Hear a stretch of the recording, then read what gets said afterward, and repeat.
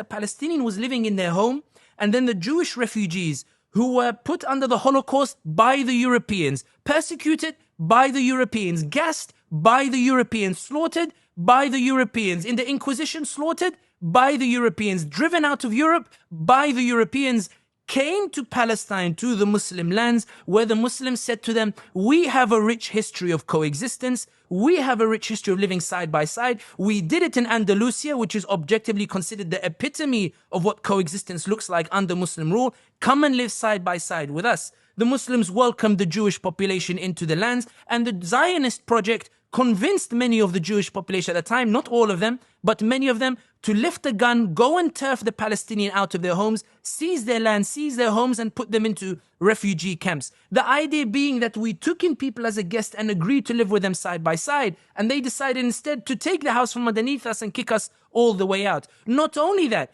the reason Palestine means so much is because there is this glaring shock that instead of the world coming to an agreement that this is an apartheid regime that is set on oppressing the Palestinians, we see instead a coordinated approach from the international community to legalize the illegality, to say, okay, Israel may have taken these lands and stolen these lands and committed ethnic cleansing and driven the Palestinians out, but because we like them better than these backward Arab Muslims, let's discuss not about how to get the Palestinians to return to their lands, let's talk about how much theft can we legalize as part of a two-state solution.